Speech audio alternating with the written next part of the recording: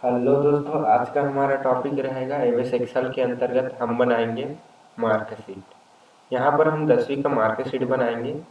तो स्टार्टिंग में आपको क्या करना है, सबसे पहले जगह सिलेक्ट कर लेना है। जैसे मार्कशीट होता है तो उसके अकॉर्डिंग आपको जगह सिलेक्ट कर लेना है। जगह सिलेक्ट करने के बाद आपको कर लेना है यहाँ पर ऑप्शनों का यूज़।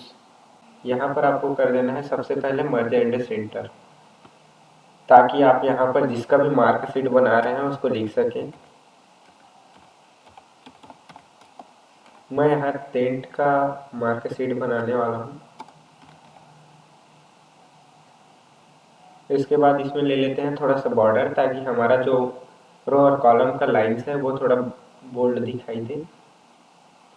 यहाँ पर जैसे क्लिक करने के बाद हमारे पास जैसे कि इसमें हम लिख चुके हैं टेंट का मार्कशीट करके। अब इसको थोड़ा हाइट, फॉन्ट का जो हमारा साइज है उसको थोड़ा बढ़ा लेते हैं ताकि एकदम अच्छा से दिखाई दे।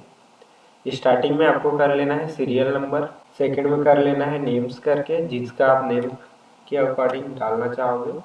फिर आपको ले लेना है सब्जेक्ट, हिंदी हो गया, ये हमारा इंग्लिश। उसके बाद ले लेना है मैथमेटिक्स, मैं यहाँ पर नॉर्मली मैथ लिख दिया हूँ। उसके बाद लिख लेना है सोशल स्टडी, उसके बाद संस्कृत, उसके बाद लिख लेना है साइंस। यहाँ पर साइंस लिखने के बाद यहाँ पर आपको कर देना है टोटल नंबर, या तो टोटल मार्क करके भी आप यहाँ पर अप्लाई करवा सकते हैं। उसके बाद कर देना है आपका परसेंटेज। यहाँ पर नॉर्मली मैं परसेंटेज का सिंबल लगा दे रहा हूँ ताकि हमें तुरंत पता चल जाए। उसके बाद कर देते हैं हम ग्रेड का, यहाँ पर ग्रेड हो चुका है। फिर कर देते हैं यहाँ डिवीज़न। डिवीज़न करने के बाद मैं यहाँ लास्ट में डाल देता हूँ पास और फेल। यहाँ पर हम normally Hindi, English, social studies, Sanskrit, science, ये सब में हम नॉर्मली एक तो फार्मूला लगाएंगे नंबर्स के लिए।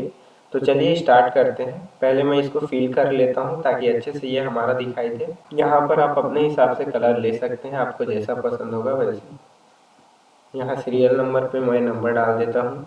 नेम्स में कुछ नेम ऐड कर लेता हूँ यहाँ पर, अर्जुन, अजय, अविनाश, राजा, राम, विजय, अनुज, श्याम, विनोद। बस यहाँ पर मैं कम से कम एक और नाम ले लेते हैं ताकि 10 हो जाए। यहाँ पर मैं कम से कम 10 नाम ले चुका हूँ। उसके बाद अब आता है हमारा नंबर करने का। तो सबसे पहले रेंडमली नंबर लेने के लिए हम करते हैं रैंड बिटवीन का यूज़। तो आपको क्या करना है, सबसे पहले फार्मूला से पहले इज इक्वल टू लगा लेना है। इक्वल करने के बाद आपको लिखना है रैंड बिटवीन करके, यहाँ पर ये आपको फार्मूला मिल जाएगा। उसके बाद ये आपको पूछता है कि आपको बॉटम में कितना नंबर चाहिए और टॉप में कितना नंबर चाहिए। तो यहाँ पर मैं बॉटम में डाल देता हूँ 33, टॉप में डाल देता हूँ 99 करके। देन उसके बाद कर देना है bracket close, then enter.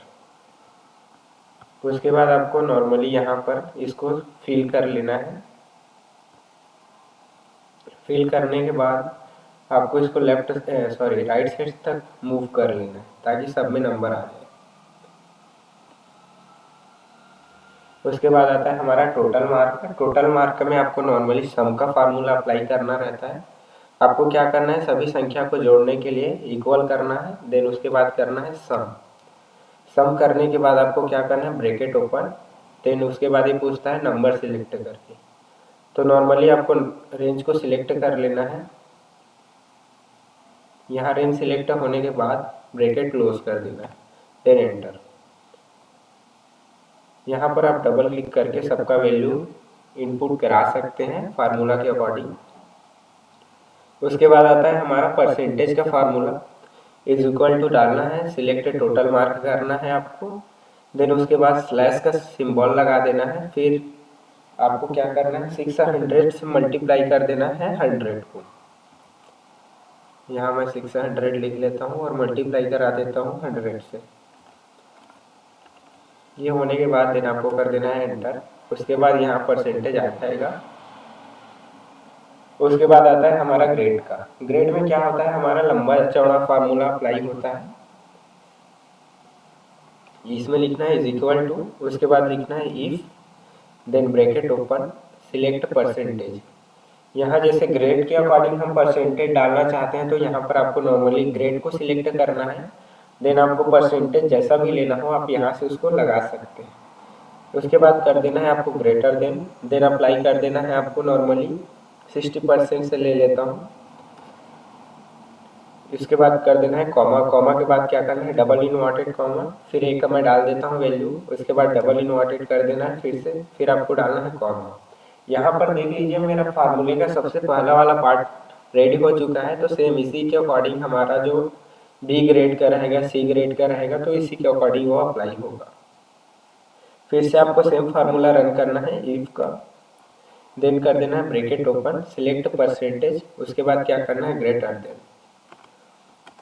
Greater than करने के बाद आपको यहाँ पर कुछ वैल्यू इनपुट कर लेना है।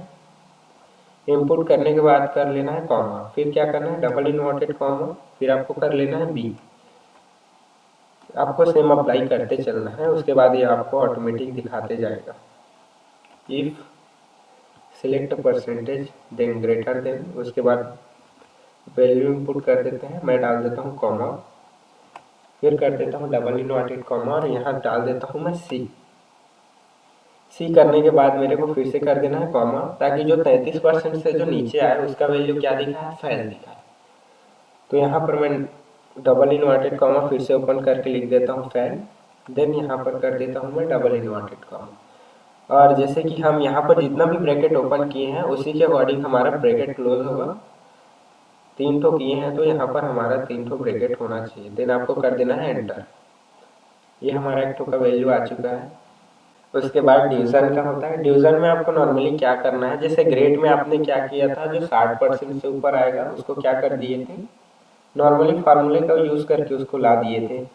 तो जैसे ए था तो वहां पर आपको क्या करना है फर्स्ट डिवीजन करके इज इक्वल टू करके आपको करना है इफ, उसके बाद करना है ब्रैकेट ओपन, सिलेक्ट परसेंटेज,